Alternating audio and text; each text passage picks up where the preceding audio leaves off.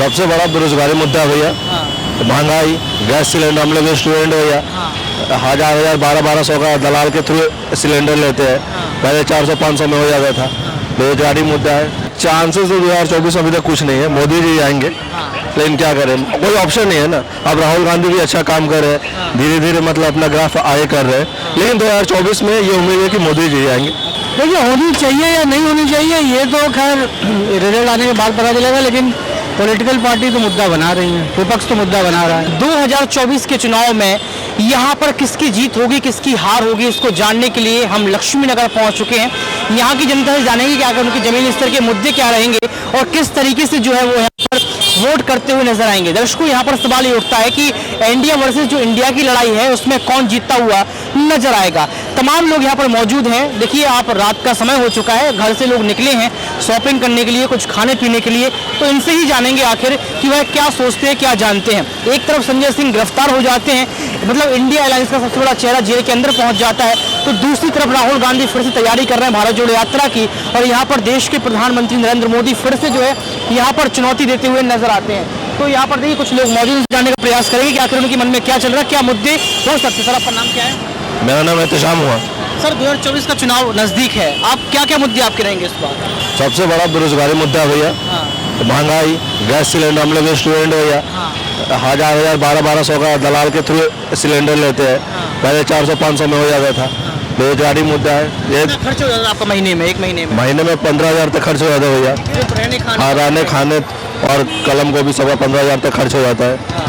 मतलब कमाई है नहीं, महंगाई ज्यादा। महंगाई बहुत चरम पे भैया। अच्छा, आप जब पढ़ रहे हैं तो आपको इतना पता होगा कि अभी एक अलायंस हो गया, इंडिया अलायंस गठबंधन बन गया है, उसके क्या चांस आपको नजर आते हैं, क्या कमियां उसमें? देखिए, चांसेस 2024 में अभी तक कुछ नहीं है। मोदी जी आएंगे, लेकिन क्या करें, कोई ऑप्शन नहीं है ना। अब राहुल गांधी भी अच्छा काम कर रहे हैं, धीरे धीरे मतलब अपना ग्राफ आगे कर रहे हैं, लेकिन 2024 में ये उम्मीद है कि मोदी जी आएंगे। और भी लोगों से हम पूछेंगे, जानेंगे क्या है वो क्या सोचते हैं। सर, आपका क्या नाम है? संजीव। संजीव जी, चुनाव नजदीक है, क्या क्या मुद्दे होने वाले इस बार 24 के लिए? मुद्दे क्या होने वाले हैं? देखिए, जाति जनगणना तो मुद्दा हो ही गया बहुत बड़ा। बाकी नहीं, हम राहुल गांधी की तो कह ही रहे हैं, लोकसभा में भी इन्होंने उठाया ही था मुद्दा कि भाई पिछड़ी जातियों को आरक्षण क्यों नहीं दिया गया, महिलाओं को। ये एक बड़ा मुद्दा।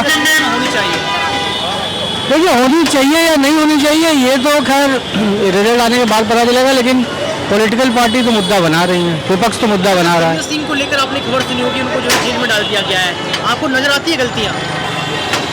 देखिए, मेरे नजर आने न आने की बात है, बात यह है कि ईडी और सीबीआई को ये लगा है कि उस मामले में थोड़ा दम है, और कोर्ट किसी को जेल ऐसे तो नहीं भेजता लगने या ना लगने पर।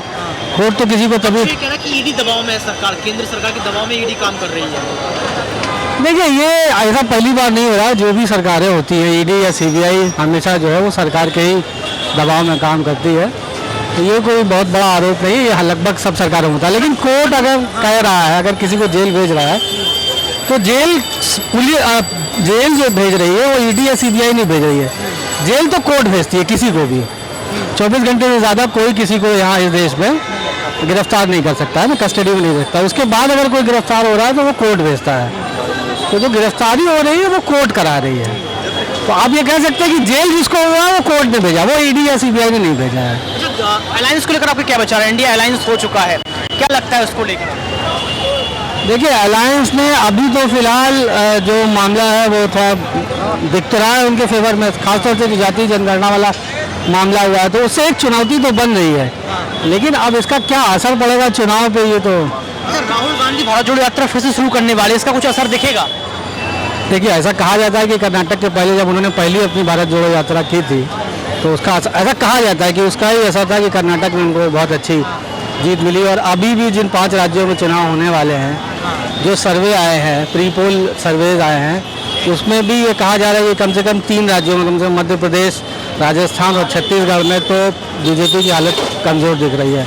तेलंगाना, मिजोरम में तो खैर है ही नहीं फाइट में भी बीजेपी, तो कहीं ना कहीं असर तो दिख ही रहा है। कहा जा रहा है कि कौन सा मुद्दा है जिससे जनता बहुत परेशान है? देखिए, आज की डेट में मुझे लगता है, देखिए, महंगाई और करप्शन और बेरोजगारी, 3 चीज़ें, उसमें भी आप कहिए बेरोजगारी और महंगाई। सर, करप्शन कौन कर रहा है? कौन नहीं कर रहा है ये बताइए? करप्शन कौन नहीं कर रहा है? कौन शामिल नहीं करप्शन में? बस ये है कि देखिए, अभी करप्शन पे जितनी कार्रवाई हो रही है फिलहाल, ये बड़ा, जैसे अभी आपने संजय सिंह का नाम लिया, तमाम राज्यों में देखे, लालू से लेके और कनीमोजी तक और तमिलनाडु तक, तो सरकार बहुत सारी कार्रवाइयाँ ईडी या सीबीआई कर ही रही है। सर 24 में कौन जीतेगा आपकी नजरों में? देखो मुझे तो लगता है कि अभी ये एनडीए ही मजबूत है, अभी इतना आसान नहीं है अभी। एनडीए ही मजबूत है। हाँ, एनडीए ही मजबूत है। और भी लोग यहाँ पर हैं, उनसे जानने का प्रयास करेंगे। सर आपका नाम क्या है? कुंदन पांडे। सर आप कैसे देखते हैं, उन्होंने अपने मुद्दे बता दिए कि इन मुद्दे पर सरकार को काम करना चाहिए। आपकी नज़रों में क्या क्या मुद्दे ऐसे हैं जिनको सरकार को उठाना चाहिए, उन पर काम करना चाहिए? केंद्र सरकार के लिए ना, हाँ, मोदी सरकार ने बहुत सारे काम किए हैं, लेकिन अभी बहुत सारे और काम करने की ज़रूरत है। जैसे उनका जो भ्रष्टाचार को लेकर के जो भी काम चल रहा है, या गरीब कल्याण के लिए जो भी काम चल रहा है, उसमें बहुत सारे काम हुए हैं, लेकिन अभी और बहुत सारे काम करने की ज़रूरत है। जैसे आप बताइए क्या क्या काम करने की ज़रूरत है? जैसे देखिए, मैं मानता हूँ कि भारत में जो है पैसे की कमी नहीं है, ठीक है, लेकिन फिर भी जो है शिक्षा सबको उपलब्ध नहीं है। तो मेरा ये मानना है कि कम से कम बहुत सारे विकसित देशों में कम से कम कक्षा 12 तक की शिक्षा सबको एक समान शिक्षा मिलनी चाहिए, और वो शिक्षा मुफ्त कर सकते हैं। सरकार तो इसको खत्म कर रही है ना सर? किस चीज़ को खत्म करिए? क्या? सरकारी स्कूल? नहीं, मैं यही तो कह रहा हूँ ना, सरकार खत्म करिए तो ये गलत है ना। आप कम से कम इंटर तक की शिक्षा, जो भी देश में है, जो भी देश में बच्चा है, अगर उसकी शिक्षा अच्छी होगी तो हमारे देश के विकास में ये योगदान देगा, वो कहीं किसी गलत रास्ते पे नहीं जाएगा। और हमारे देश में पैसे की कमी नहीं है, सिर्फ एक अच्छे नेता की और नीयत की कमी है। तो ये अच्छी नेता नहीं है सर? ये मैंने नहीं कहा, ये मैंने थोड़ी कहा। मेरा ये कहना है कि इस पर काम किया जाना चाहिए, और इसके लिए पैसे की कोई इसमें पैसे की कोई कमी नहीं है, इसके लिए पैसे की कोई कमी नहीं। गवर्नमेंट एजुकेशन पे काम कर रहा है कि नहीं? आप देखिए गवर्नमेंट स्कूल को कितने अच्छे बना दिए कि प्राइवेट स्कूल को टक्कर दे रहा है, और रिजल्ट में भी टक्कर दे रहा है, कि इंफ्रास्ट्रक्चर में नहीं है। तो आगे एक राज्य सरकार कर सकती है सरकारी स्कूलों को अच्छा, तो बाकी राज्य सरकार या केंद्र सरकार, वो दूसरा मामला है, वो दूसरा मामला है। बात ये देखिए, जो सरकारी अस्पताल हैं, सरकारी स्कूल हैं, वो दिल्ली में बेहतर हुए हैं, उसका फायदा भी केजरीवाल को मिल रहा है। बीजेपी लाख कोशिश करने के बावजूद उनको हरा नहीं पा रही है। सहमत है क्या? सहमत है इनकी बातों से? आप बिल्कुल सहमत है भाई। देखिए, आप पब्लिक वेलफेयर स्टेट की बात करते हैं जो संविधान की प्रस्तावना में है, तो आप पब्लिक वेलफेयर के लिए काम करिए ना। अगर आप पब्लिक वेलफेयर को सीधे एकदम जीरो कर देंगे, तो पब्लिक वेलफेयर स्टेट आप संविधान की प्रस्तावना में क्यों कह रहे हैं? आप कुछ तो करेंगे। और मेरा ये कहना है कि अगर एक व्यक्ति अच्छी शिक्षा हासिल नहीं करेगा तो वो जीवन में क्या करेगा? सर संविधान की बात की है, संविधान की हम बात कर लेते हैं। संविधान में जिक्र है इंडिया मतलब भारत, भारत मतलब इंडिया, लेकिन अभी आपने देखा होगा कि इंडिया का नाम बदलने का प्रयास किया गया, मतलब इंडिया को भारत करने की बात की गई, और भारत करेंगे भी ऐसा भी कहा जा रहा है, क्योंकि आपने देखा G20 हुआ तो उसमें भारत, प्रेसिडेंट ऑफ भारत लिखा गया। इसको आप कैसे देखते हैं? क्या ये सही मुद्दा है कि इंडिया को भारत कर दिया जाए पूरी तरीके? नहीं, ये तो देखिए, वो तो सरकार ने ही साफ साफ कह दिया, बाकी एक्सपर्ट भी साफ साफ कह रहे हैं कि भारत और इंडिया दोनों कॉन्स्टिट्यूशन में लिखा हुआ है, तो दोनों कॉन्स्टिट्यूशन के बाहर कुछ भी नहीं है, दोनों चीज़ें कॉन्स्टिट्यूशन में ही लिखी है। इंडिया दैट इज भारत, वो तो लिखा हुआ है वहाँ, तो कॉन्स्टिट्यूशन से अलग तो है। कैसे देखते हैं ये मसला जो उठाया जा रहा है भारत में? देखिए, ये तो इसका कोई बहुत मतलब नहीं है। इंडिया शब्द का सबसे ज़्यादा प्रयोग कब से शुरू हुआ? मुगल काल के बाद से, जब अंग्रेज आए हैं उसके बाद से इंडिया शब्द का प्रयोग शुरू हुआ ना। उसके पहले तो इंडिया शब्द का अस्तित्व था नहीं, तो ये नाम तो दूसरे से दिया हुआ है।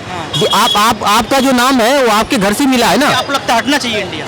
नहीं, हटने में और रखने नहीं रखने में क्या अंतर क्या है? ये बात इसलिए मुद्दा बनाया जा रहा है क्योंकि इंडिया गठबंधन हुआ है, इसके लिए इसको बार बार इशू बनाया जा रहा है, लेकिन मुझे नहीं लगता कि ये कोई बहुत बड़ा इशू है। ये आम जनता से जुड़ा हुआ कोई इशू नहीं है। सर अगर इंडिया नाम रखा जाता तो घाटे क्या क्या हो सकते हैं भारत नाम रखने के बाद इंडिया हटा? अरे भाई, इंडिया और भारत दोनों नाम है, रखने का कोई मतलब ही नहीं है, ऑलरेडी है। ये तो नहीं, कोई सरकार कोई नहीं, कहाँ बोला? कोई आधिकारिक स्टेटमेंट नहीं है।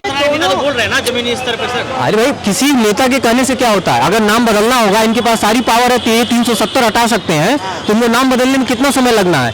एक बार प्रस्ताव लाएंगे, एक ही दिन में राज्यसभा लोकसभा से पास करा लेंगे, प्रेसिडेंट इनके साइन हो जाएगा। होता है तो घाटा क्या रहेगा? कोई घाटा नहीं भाई, कोई घाटा नहीं है। आपका नाम, हमारा नाम घर से मिला हुआ है, हमारा जो भी नाम होना चाहिए वो हमारे घर से होना चाहिए ना। हमारे परिवार से हमको नाम मिलता है, बाहर के नाम को हम क्यों हमेशा रखेंगे? लगता नहीं है कि इंडिया अगर हटाया गया तो प्रेसिडेंट ऑफ इंडिया देख लो आप, सुप्रीम कोर्ट ऑफ इंडिया देख लो, रिजर्व बैंक ऑफ इंडिया देख लो, कहाँ से आप इंडिया हटाएंगे? नोट पे देखिए इलाहाबाद का नाम जो है वो बदला गया ना, उसका नाम प्रयागराज कर दिया गया, और उन्होंने बहुत से जिलों का, उत्तर प्रदेश में बहुत से जिलों का नाम बदला है। अभी हाल ही में शायद कल परसों ही उन्होंने कई जंक्शन के नाम बदले, प्रतापगढ़ के आसपास जो जंक्शन है, रेलवे जंक्शन, उनके नाम है ना बदले हैं। ठीक है, नाम बदलने से आपकी छवि, मेरा नाम आप संजीव के कर दीजिए तो मेरा कुछ बदल जाएगा क्या? तो नाम बदलने से कुछ बदलता नहीं है।